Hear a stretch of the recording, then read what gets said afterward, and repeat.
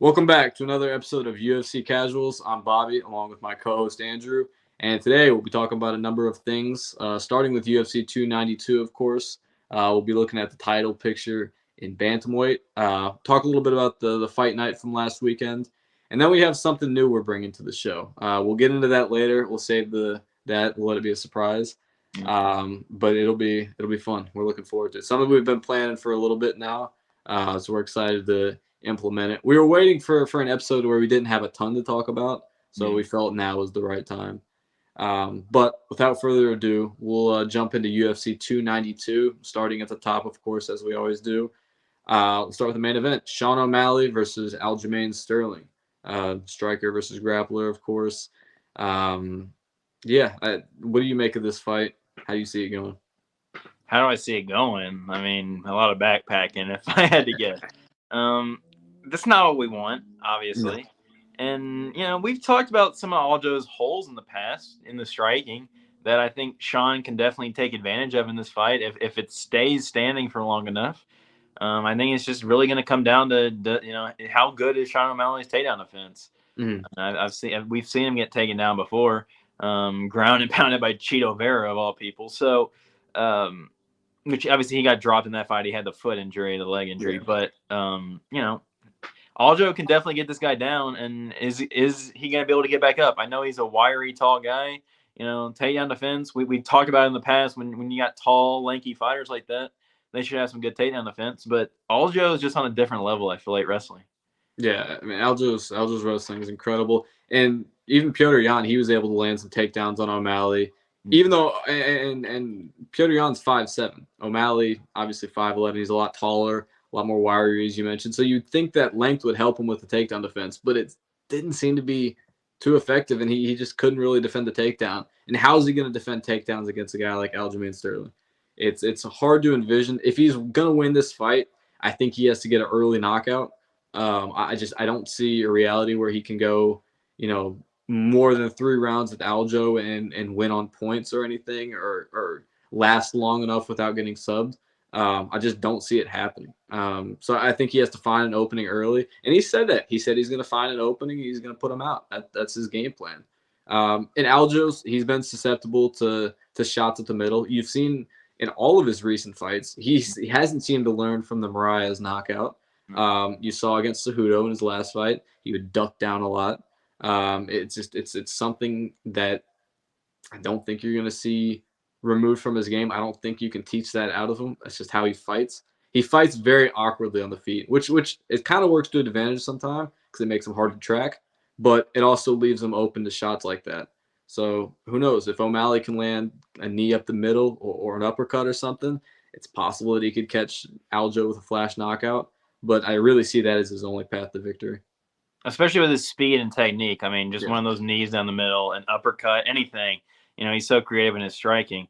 It does need to be a fast finish here. I mean, we've never seen Sean O'Malley in a 5-round fight. We don't know, how his gas tank would hold up through 5 rounds, especially against a worthy, someone who's defended the belt a few times here. He is the champion, whether you like it or not. Aljamain Sterling is one of the best bantamweights of all time. I know it's been, discussed a lot this week if he's the bantamweight GOAT.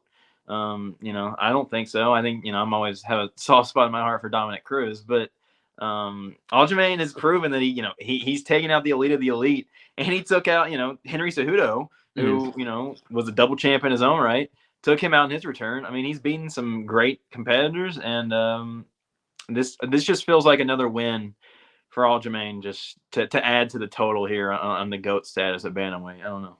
Yeah, and Aljo's wrestling, it's going to make it tough for O'Malley to utilize kicks and knees, because if he leaves that single leg open, Aljo's going to take advantage of it. So that minimizes how he can use a big part of his game on the feet. Obviously, his boxing is top tier. O'Malley's is, so he can catch him with the hands. But when with the threat of the single leg, it's going to be hard for him to throw a lot of kicks and throw a lot of knees like that, even though that may be his only path. He's gonna have to try to circle around and pick him from far away. I mean, he's got a reach, right? He's got the long arms, but I just don't see, like you said, with the openings in Aljo's defense, with the knees, in close. You don't want to get close. That's the problem. That's why he doesn't get called often. That's why he only got caught that one time. Yeah. Is because you don't want to get close and throw those knees, because if you don't land it, then you're getting taken down on the single leg. So it's a tough fight for Sean. Like, we keep saying it's probably his only path to victory for a quick knockout, and it's just what it is. Yeah. You mentioned that O'Malley needs to circle around the cage and try and keep it at a range where he can pick Aljo apart. But I don't think he's going to be able to do that. I mean, you saw in the Aljo Corey Sandhagen fight how quickly he closed off the cage, didn't let Sandhagen go anywhere. His pressure was crazy in that fight. I could see him doing something like that against O'Malley, where he cuts off the cage, doesn't even give give O'Malley the opportunity to keep it at range like he did against Sandhagen, and get inside and get that takedown. Obviously, he's got to worry about that knee if he does that thing where he ducks down. But if he doesn't get caught by that, it shouldn't take long for him to get a takedown. And I don't think Aljo's going to get a sub. I don't see that happening. What I think is going to happen is he's going to work his way to the ground. He's going to take O'Malley down. I think he's going to get on his back, and I think he's going to win by ground and pound. I don't think it'll happen in round 1. My prediction is round 2 TKO. Aljo said it himself. He wants to get a TKO. I think it's going to end similar to the Dillashaw fight. Obviously, Dillashaw was injured, but I think it'll end with Aljo being on O'Malley's back, throwing some ground and pound. I could very well see that, because we don't really know much about Sean O'Malley's jiu-jitsu. Yeah. So I got a feeling that once he gets him down, it's going to be really hard to sub him. Like, I think he's going to fight the hands really well. I think his jiu-jitsu is really underrated. We haven't gotten to see it a lot. And so I actually agree with you with the ground and pound statement. I just think it's going to be tough to find a submission. He's going to backpack him. He's going to probably get some full mount in there as well. Mm-hmm. When he gets his back, roll over to his stomach and just, unload on him. And I could see, I don't think it'll be round 2. I think he'll work Sean down, use up that gas tank that we don't know if it's there or not. And we know it's there for Aljo. Yeah. I think he'll get him out of there in like the 4th round with some ground and pound as well. Okay. Fair prediction. We'll move on to the co-main event. Zhang Weili versus Amanda Lemos. Lemos has some power. She has some good power on the feet. Good striker. But Weili, one of the best women's MMA fighters. Very well-rounded. What do you make of this one? Amanda Lemos is fast and powerful. Yeah. She comes right at you. She's relentless. And that's, if Zhang wants to sit there and trade with her, like we saw in that Joanna fight a few years ago, this could turn into a war just like that one, because Lemos is not going to be afraid to throw hands. That's what she's going to go in there and try and do, is knock, Zhang Weili out and get this title. I mean, it's a great opportunity for her, especially, she just lost 2 fights ago. She got standing subbed by Jessica Andrade. So, I don't know if she deserves this. Maybe there's some other better contenders at that weight class right now, but she's getting it. And it's a fight that's winnable if she can keep this standing, I think. Well, she has a puncher's chance in any fight with the quickness and the power she has. Of course. But like you said, with the standing head and arm triangle by Jessica Andrade, Lemos is very susceptible to getting submitted. And Zhang Weili, very, very well-rounded fighter. I see her mixing in some takedowns in this fight, getting this fight on the ground. I think there'll be some exchanges on the feet, obviously. But overall, I think Weili will be in control for most of the fight with how much more well-rounded of a fighter she is. Yeah, and I think, maybe it'll be tough at times to get the easy takedowns for Zhang. I think Lemos is the taller fighter here, so, maybe it'll be tough. But I just think Zhang is so relentless. And it's kind of just the case of what I said in the last fight with Sean O'Malley. Lemos has never gone 5 rounds. I think she's been in a main event, but, it ended quickly with the head and arm triangle. Yeah. So, if Zhang wears her down over 5 rounds, how will that affect her? I think that can be a huge factor in this fight. For my prediction, I think Zhang wears her down. I think she gets a decision. I don't know if she finishes her. But I'm going to go just probably 4-1 Zhang Weili decision. Yeah. I do think this finishes inside the distance. I got a round 4 sub by Weili. I think she sinks into submission at some point later in the fight. I don't think it'll be some close fight at that point. I think Weili will be up on the scorecards at that point in the fight. She's just so much more well-rounded. Like I said, she's relentless. Lemos has good boxing, but overall, I think Weili's just levels above her. I see Weili defending her belt on Saturday. There's always the puncher's chance, but when in doubt, pick the well-rounded fighter. Yeah. I mean, Yeah. I'm not gonna bet on a puncher's chance. I'm gonna throw it out there. That's a possibility. Same thing with O'Malley. I mean, that's kind of the same story in both of these fights. Both of these fighters, both of the people fighting for the belt, or the contenders fighting for the belt, they have a puncher's chance just because of their ability on the feet. But it doesn't seem likely. I see both the champs defending their belts on Saturday night. I agree, especially in the first fight with such a wrestling disparity. But yeah, I mean, anything can happen in women's MMA. But I just think Zhang Weili's a little different than other women's fighters. She's evolved her game a lot more than I've seen a lot of other women fighters, and she's become well-rounded as a result. So I'm gonna pick her. I like her. Yes, sir. Moving on to the third fight on the card, Neil Magny versus Ian Gary. Magny, of course, stepping up on short notice, filling in for Jeff Neal. Magny, I think he's going to want to work in the clinch, try and get Gary on the ground where he does his best. Gary, obviously, going to try and use his length to avoid that, stuff some takedowns. Gary wants to keep this on the feet, and he wants to get a highlight reel knockout, keep this hype train rolling. What do you make of this one? I will not be hopping on the hype train because Ian Gary is a cringe lord. No. He the is accent, man. You gotta. I know he's Irish, but come on, cut it down. Stop trying to be Conor McGregor. Yeah. Be your own man. You're a great kickboxer. You're better than Conor really is at strike. I mean, I don't know about that, but Prime Conor was different. But Ian Gary can be different himself, but he doesn't want to be. He wants to be Conor McGregor for some reason. I don't get it. He's not. He doesn't have that type of personality. He seems too kind of like nice, but also trying to be a dickhead. Yeah. I know I'm talking about the trash talk more than the actual fight here, because I'm not excited for this fight. Really, I'm not a big Neil Magny guy. He's a gatekeeper. He's a vet, but he doesn't exactly put on the most entertaining fights, if we're being honest. They're trying to feed him to the lambs here, but I kind of fear he could have some success in this fight, honestly. I mean, if he gets Gary down to the ground, that's where he thrives, and we haven't really seen Gary tested too much on the ground.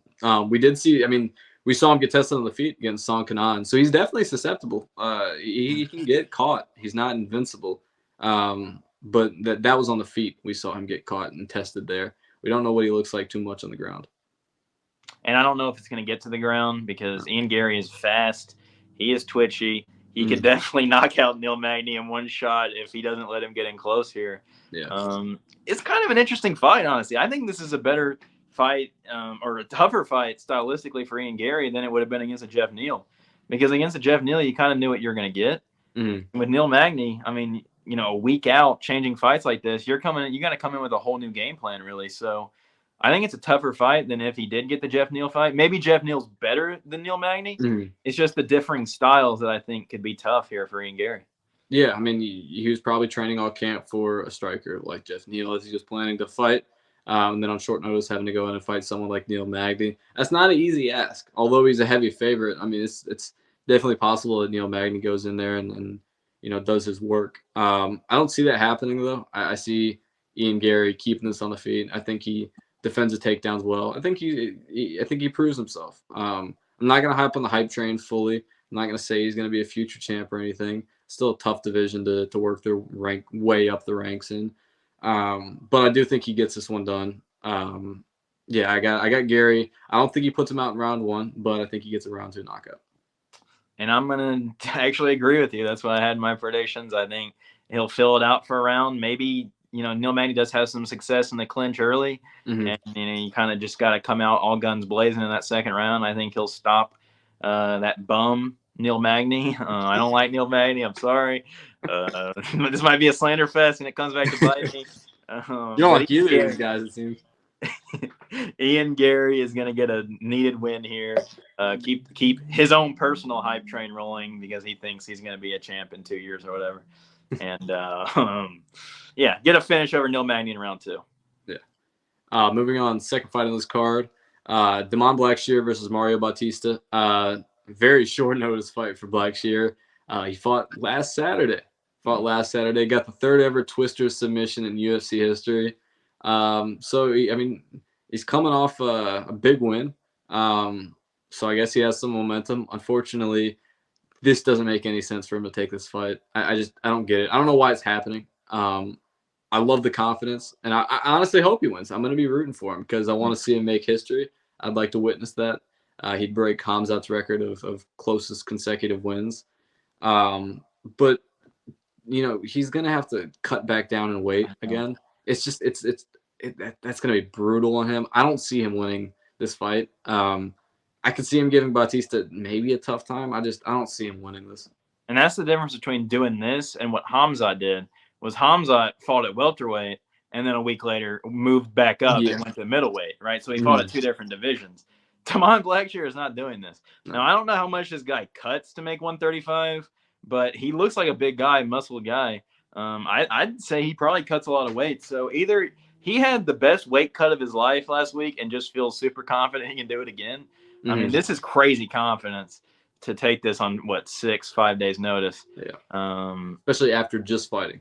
He just fought. I know he didn't take a lot of damage, so that won't be an issue, obviously. But to cut that weight, the weight cut is the big issue here. Yeah. It wasn't. The damage he took was never the concern because he didn't take much of that. It's all the weight cut, and I don't know much about how much this guy walks around at. I don't know what he weighs, and I know he won't have to cut the usual weight that he probably used to cut since he's coming right off a fight. Yeah. But on the scales last week, he looked a little bit drained, so he's clearly having to cut weight. I'm not sure how much again, but he's having to cut something, and doing that back-to-back weeks, that's going to be tough on him. That's going to be really tough on his body, and I don't see him being able to overcome that and get a win. I'm rooting for the guy because, I want to see him pull it off. The Khamzat thing is crazy when he did it, and that was at two different weight classes. If this guy can cut weight twice in 1 week and fight the same weight class and win 2 fights, that's some old school stuff when people would fight multiple times in one night type shit. Yeah, that'd be some old school. He'd be a gangster for that. So I'm definitely rooting for the guy, but I'm gonna pick Mario Bautista in this one. Yeah, and I like him taking this fight in the sense that if he takes it, he'll make history, and he'll probably be I don't want to say he'll be a star, but he'll be a lot more known. Obviously, pay-per-view. On a pay-per-view last week, 3rd ever Twister submission that got him a lot of eyes. And then if he comes in and wins this week, he'll break the record for closest consecutive wins on a pay-per-view. He'll get a lot of eyes on him if he were to do that and get a little bit of a hype train going. But I just don't see him getting it done, so I don't know if it's worth it. I love the confidence, though, as you mentioned, but I just don't see it getting done. And Bautista, he's a well-rounded fighter. He can work in all aspects. He has 3 wins by knockout, 4 by decision, 5 by sub. He can get it done in multiple ways. So it's going to be a tough fight for Blackshear. Personally, I got Bautista winning this by unanimous decision. I think Blackshear's chin will hold up. He's still a good fighter. It's just the back-to-back weight cuts, the quick turnarounds. And then Bautista not being a bum. He's a good fighter. Exactly. So I have Bautista winning by decision. And if Blackshear wants to win this, I think he's got to get in there quick and because we don't know how that gas tank's going to hold up with 2 weight cuts. So go out there quick and look for that finish again. Maybe go for back-to-back twisters. That would be unbelievable. Give that man $1 million if that happens. But I'm rooting for the guy. Let's see it. Yeah. And the fight to open up the card, Chito Vera versus Pedro Munoz. 2 guys who fought Sean O'Malley in the past. Vera, I think he does better in longer 5-round fights when he's in, a main event on a fight night or something, when he has time to work and chip away at his opponents and get closer to that finish. I know he kind of, in a lot of fights, you see him kind of rely on the finish. Like in the Sandhagen fight, he was really slow. He didn't really ever get into it. And you saw him throw a lot of shots that were trying to be fight-ending shots, but he wasn't really doing much to build up to that. He kind of relies on the finish. So he does better in 5-round fights when he has more opportunity to get finishes. As you saw in the Dominic Cruz fight. Sorry to bring that up.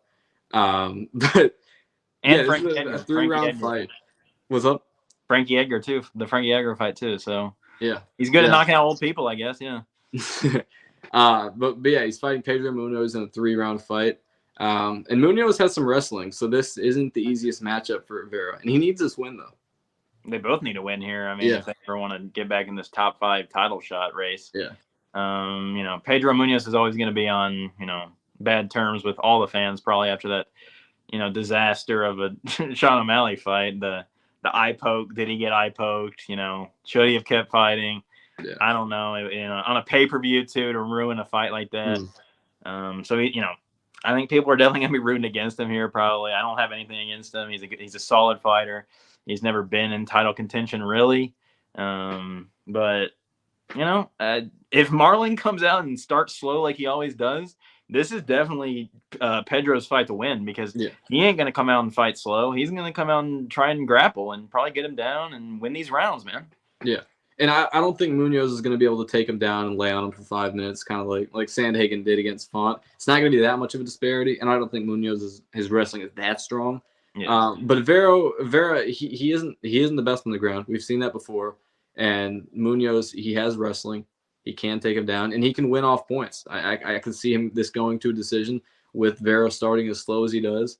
I can see Munoz winning a couple rounds off of control time, off of winning a few exchanges on the feet. I think it'll be a close fight. I think it could even be a controversial decision. I could see them. The UFC wants Vera to win. We know that. I don't want to predict a robbery, but I could see a situation where the UFC kind of throws him a bone, gives Cheeto a controversial win. We saw one of the judges I don't know how, but in that Sandhagen fight, give Cheeto a win. I don't know how on earth any of the judges could have come to that conclusion. Thankfully, it went to Sandhagen as it should have, but we know that there might be a little bit of bias there. I think Munoz will do enough to get it done. I think he'll win by a split decision, but it will be a close fight.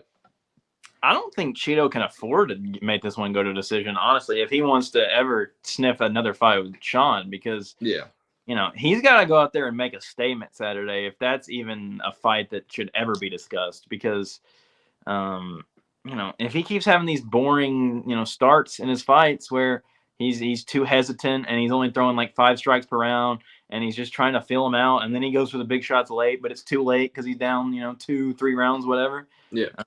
He's never going to get back to the top. He's going to always lose to these top 5 guys because they don't start that slow. So he needs to go out there Saturday and make a statement if he wants to get that Sean fight, honestly. Yeah. I mean, he had a great chance to be in the title picture if he would have beaten Sandhagen. Yeah. But he started slow. It looked like he didn't know what was on the line.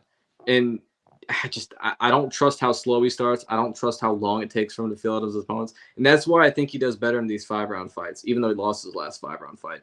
When he has time to feel someone out and get comfortable and start, landing some shots and then throw those fight-ending blows, he's not going to have time for that in a 3-round fight. He doesn't have time to hesitate and feel someone out. And Munoz, if he starts fast, if he goes out there and lands some takedowns, works in the wrestling, wins a few exchanges on the feet, I see him winning this by decision.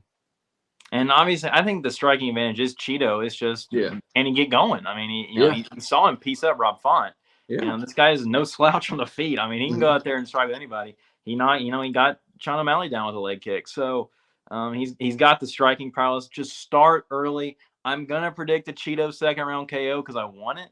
But head's telling me Pedro, heart's telling me Cheeto.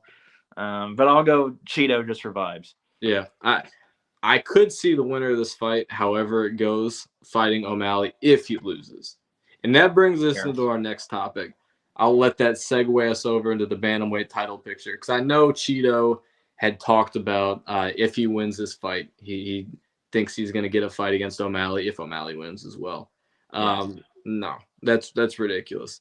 You can't put on the performance he did against Sandhagen, especially if Sandhagen just came off of, albeit a boring, but dominant win against Rob Font. Either Sandhagen or Merab are next in line. And I think it'll be those two fighting for the belt whenever Aljo wins and then vacates. But if we're talking about an instance where O'Malley wins, I still won't see it being Cheeto. I think if O'Malley wins, I think Sandhagen will get that shot. I know Merab's probably the most deserving right now, just because that win over Petr Yan and how dominant he looked, albeit he just spammed takedown attempts. He just pushed the pace. It wasn't like he put on a dominant display in one area. I mean, it was just pure pace. But I'm not going to deny that he is deserving of that title shot. However, an O'Malley-Sandhagen title fight is very exciting. Will sell a lot. Sandhagen's kind of been chirping at O'Malley a little bit. I know Sandhagen doesn't talk trash, but Sandhagen has had a lot to say about O'Malley's ways of going about how he or who he fights and stuff. Yeah, regardless, I just don't see how Cheeto could be next in line. Especially after Sean called out Corey for taking the fight with Umar, right? So they clearly have some differing thoughs on how you should take fights and work your way to a title. It's really just all going to come down to the main event Saturday with this division and I think you're right about him not wanting to take a Merab fight if he does get the belt Saturday because, why would you want to go from Aljo, pretty much Merab but bigger to Merab, right, who's going to push the pace on you, and the path to victory would have to be the same way as it is this Saturday. They're pretty much the same fighter. It's just Aljo's a freak and he's way bigger, but they're the same fighter really. So I don't think he would want that fight back to back. I could see him waiting out Corey, or what if Sean just goes to Dana, he's his little butt buddy and says, give me Cheeto, man, give me that rematch. I mean, I could see it. I don't know. I'd hate that though. I'd hate to see that because that's not the fight to make. That's not a tough fight. Although I know Cheeto beat him and I know there's a storyline there, but that Sandhagen fight, number one, Sandhagen's much better than Cheeto. I mean, we saw it in the last fight. Sandhagen's better. Sandhagen's deserving of that title shot, coming off 2 dominant wins. So, and stylistically, Sean versus Sandhagen would be fun. That would be very fun. So I think that's the fight to make if Sean wins. If Aljo wins, I think you make Merab versus Sandhagen for the vacant belt. Obviously, that'll have to be pushed back a little bit because Sandhagen's torn tricep. But who else are you going to give it to? I mean, you can't justify it being really anyone else. So you just kind of have to wait, let it be vacant for a little bit. I mean, with all these injuries, right? With Cejudo, who's saying he wants next, obviously. You're not getting it, buddy. No. You got to fight somebody to earn it. I really thought Cejudo kind of had a win served up to him on a silver platter. I mean, Cheeto's a great matchup for Cejudo to go out there and get that bounce back win. But obviously, he hurt his shoulder, had to pull out of that fight. So you gotta beat a contender, though. And that probably, honestly, would have been the fight that would have got him another title shot if he went out there and just dominated Cheeto this weekend. But he got hurt, and that's just kind of the story of this division at this point. It's just a bunch of injuries that are plaguing this division and holding it up. And obviously, the UFC wants Sugar to be the champ. I don't see it happening, but Bantamweight, like we mentioned last week when we talked about this division, as good as it is, too many injuries going on right now, not enough fights to make. Yeah. I don't know, man. It's tough. It's such a stacked division, and somehow we can't get a good idea of what the vacant title shot would look like. Yeah. Crazy. Moving on, we're going to talk a little bit just briefly about the UFC Fight Night last weekend. I wasn't able to catch much of it being out of town. However, did keep up with it. Luque beats Dos Anjos by decision. Pretty convincing one. It wasn't too close. Luque was up for the majority of the fight. Probably 1-4-1, 3-2, somewhere in that range. Not much controversy there. However, there was a lot of controversy in the second to last fight on the card. Cub Swanson versus Dawodu. That fight went to Dawodu. There's not much debate about that. Even Cub Swanson himself said he shouldn't have won that fight. So I'm not sure what the judges were thinking about that one.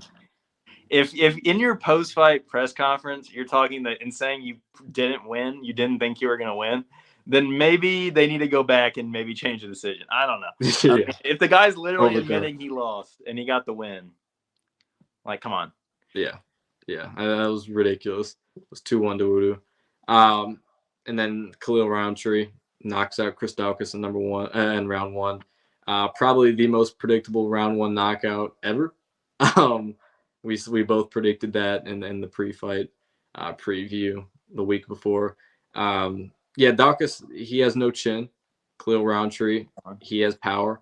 And I don't know why Daukaus. I still can't figure out why he took that fight. It just didn't make sense. 3 straight times getting knocked out within the first 2 rounds at heavyweight. He cuts all the way down to 205. So now he has less of a chin because of the weight cut. And then he takes on Khalil Roundtree. It didn't make sense. Whoever his manager is, Daukus, you gotta consider letting him go. And that was just that matchup made no sense for him. And like, he didn't even look good at 205. The weight, I mean, you could tell like his body shape. He didn't lose the weight in a good way. He didn't do the Jared Cannonier heavyweight to middleweight transition. He did the I'm still fat, let me just cut water weight. Yeah. Let me just not be a heavyweight anymore. So the guy was he had his same skill set. He didn't evolve at all. His body looked the exact same, just with a lot more drainage. Yeah. And he still had the same chin, and he fought the most violent guy in the UFC. What did we think was going to happen? Yeah, very, very predictable outcome. Khalil Roundtree, round 1 knockout. We'll see where he goes from here, who his next fight is. We will move on from that, though. We'll get into our big idea, the thing we've been waiting for all episode. I'm going to go ahead and get it pulled up on the screen below. So, we are doing a UFC fantasy draft. We will flip a coin to decide who gets the number 1 pick. The scoring is as follows. For a win, you get 10 points. For a round 1 to finish, you get 10 points. For a round 2 finish, you get 7 points. For a round 3 and beyond finish, you get 5. A loss is minus 10 points, of course. Round 1 finishing loss, you lose 10 points. Round 2, 7. Round 3 and beyond, 5. You get the point. Pretty much saying it's the reverse of the win. Now for title fights, defending the belt, you get 7 points. If you earn the belt, you get 10. So for vacant title fights, obviously, whoever wins that, it's plus 10 points regardless. That's a given. There's nobody defending the belt in that instance. So that's the scoring. We're gonna go ahead and get into the coin flip. Andrew, well, just to explain, yep. We're each gonna draft 5 fighters, right? Yes. So it's completely based on how they perform for the next 365 days. Starting Saturday night, right? It starts Saturday because that's when there's a card, and leading up to the next card a year later, right? So 5 fighters each, and then we'll score them based off this point system, and whoever has the most points in a year is the winner of our fantasy draft. Yes, sir. Good explanation. Now I will let you go ahead and call it. Heads or tails? I really want this number 1 pick. I got a guy in mind. Okay. I'm gonna pick tails. Tails. All right. We'll go ahead and flip it. Hold it up to the camera. All right. Not looking. This is awkward. Oh, that was like it was tails. It was tails. There you go. And I think I know where you're going with this one. But people may not. So I'll let you make your pick and then give a little breakdown as to why you're doing that. Well, listen, a big part of this game, as it being, we're picking a fighter for the next year, right? Not for the rest of their career, not for, like future years. It's just for the next year. So you got to kind of have to look at the outlook of the next year in particular, right? You're not going to pick somebody like, let's say, Corey Sandhagen, who's out for 6 months, right? So you got to pick guys who are active, who are kind of in that title picture so they can get some big points for you. And for that reason alone, with the number 1 pick, I'm picking Israel Adesanya. Yeah. He's just got some very winnable fights coming up. I mean, you look at the Strickland fight, it looks like it could be a finish. You look at DDP, he looks better than him. And then who after that, right? He can move up and get another title. He could beat Cannonier again. I mean, there's just so many opportunities in the next year for Izzy to get me some big points here. So that's my pick. I love it. For me, I'm going to go with Alexander Volkanovski, featherweight champ. I think he's going to defend the belt against Ilia Topuria. I think he's going to fight Aljo. I think Aljo's going to win. Aljo's going to move up to 145, and there will be a fight between him and Volkanovski. I think Volk wins that. And then there's a possibility that within that time frame, within that year, that obviously Volk's still recovering from an injury. He had to get surgery, I believe, on his arm. But I think he's closing in on returning from that. I think he's going to fight Ilia Topuria probably later this year, if I had to guess. Aljo sometime next year. And then maybe before August of next year, we see a rematch against Islam. And if he can get that double champ status, that is big points. And if he gets a finish in any of those fights too, big points for me. So I'm confident in this pick. I'm happy with that number 1 overall pick. And with that, I'll send it back to you. That's a great selection, man. I think honestly the threat of Alex getting finishes may be better than Izzy. So that's a great pick. I mean, we saw a different style from Volkan in his last fight, mixed in some wrestling against Yair. Was able to finish the fight with ground and pound, so he might be able to get some TKOs in the next couple fights. Exactly. And so in the second round here, you might be thinking, do you really just pick champs in this game? Maybe you go down the board a little bit. Maybe you pick somebody who's a fight or two away, who finishes people, who has a perfect finish rate, mind you. What you're talking about now. I think you might know who I'm talking about here, a 100% finish rate. And he's pretty close to the title. Give me Shavkat Rakhmonov with my round 2 pick. The guy is 18-0, all finishes. That's an opportunity to give me some big points. He's one win away from a title shot probably, and then he'd fight, Leon. Could he smother Leon? Could he, if Colby wins, could he smother Colby? I think he could. Could he smother Bilal? Definitely. So give me Shavkat Rakhmonov. I think he fights Bilal next, and I think he slumps that bum. And he's going to give me some big points en route to a title in the next year. Boom. Love it. Good pick. I'm going to go to women's MMA for this one. I'm going to go with Valentina Shevchenko. Okay. She's looking to get her belt back against Alexa Grasso. I think she'll get that done. And that fight's coming up soon on that fight night card in Mexico. I think she'll get her belt back. And since she's fighting to get the belt, it'll be 10 points if she wins it. Hoping for an early finish in that one from her so I can get extra points as well. Either way, this fight coming up for her, opportunity for huge points. And then if she defends the belt after that, more points to follow. Shevchenko, probably the best female fighter in the world. I know she's coming off a loss to Alexa Grasso, but I think she gets her belt back, and I think she reestablishes herself confidently as the best female fighter on the planet. I could see her getting some big points for me. Yeah, and there's plenty of opportunities in that division. There's plenty of people she hasn't fought yet, so you could be talking about like probably 3-4 fights in the next year for her. So you could be getting some big points there. Sure. My third round selection, I've thought about maybe sticking in women's MMA here because there's a contender there rising that I maybe want to pick. Let me think here.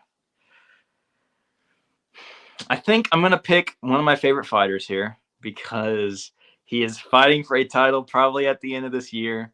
And it's a tough selection because it's a tough fight, and there's plenty of tough fights for him in this division. But he's my boy, and he's exciting, and he gets finishes. So give me Yuri Prohaska with my third round pick. I'm banking on him, hopefully going out there and choking Alex Pereira out. Do not be stupid and get knocked out, please. And give me some big points, Yuri. I know you can do it, man.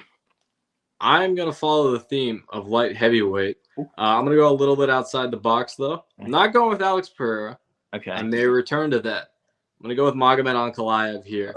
And I say that because I think he goes out there and beats Johnny Walker. I know he's not the most exciting fighter. I know he's very hated. And I understand that. That's very justified. However, I think he goes out there and beats Johnny Walker. And with that win, I think that puts him next in line for a title shot. Obviously, Jamal Hill will still be ailing and torn Achilles. And the next fight to make a light heavyweight for the belt is Yuri versus Alex. No question about it. However, after that, it's a little bit unclear who's next. I think Ankalaev will be the most deserving at that point, and I think he'll get it. And I think because of his wrestling, whether he fights Yuri or Alex, right, I think that presents a very easy path to victory for him. I won't say it's easy, but very, very winnable path to victory for Ankalaev. And I could see him going out there, subbing Johnny Walker, possibly getting me some points, and then going and winning the title, getting me even more points on top of that. And who knows, maybe defending the belt later next year, and before August comes around next year, getting me even more points. So I'm going to go with Magomed Ankalaev here, just for his future outlook. That makes perfect sense to me. And this was that was a good division to look at there because it really is wide open for the champ. And when you have someone with a threat of wrestling like Ankalaev, maybe you're not going to get many finish points necessarily, but he can go out there and get it. And I like that pick. But moving on, fourth round here, I'm going to go back to a champion because there's just such big points in title fights that I think it's going to be important to have two champs here. I kind of picked two guys that are going to be fighting for the title, hopefully. but not right now. I'm gonna get a guy who fights for the title in October. I'm gonna go Islam Makhachev, my boy. I can't believe he's still here. I get it because he only fights twice a year, but we could be talking about Islam goes out there, chokes out Oliveira, gets huge points for me. Gaethje after that chokes him out, gets big points for me, and then like you mentioned with the Volk pick, maybe he doesn't finish Volk because it's impossible. But what if he gets another win before next year for me? Yeah. So I could be looking at 3 title wins for Islam here in the next year. Obviously, that could all change if Charles beats him, but I'm picking Islam. He's my boy. That's my 4th round pick.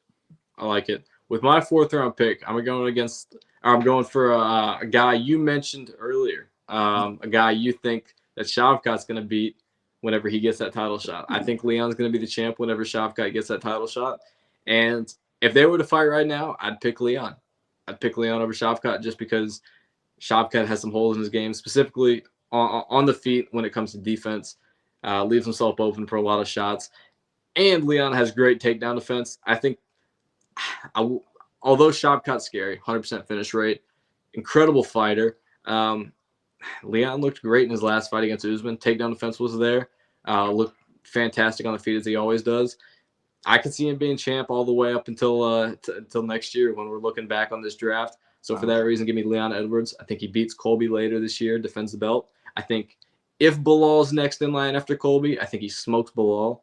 And then probably a title defense against Shavkat Rakhmonov, which that would be a hell of a fight and big stakes for us with this fantasy game.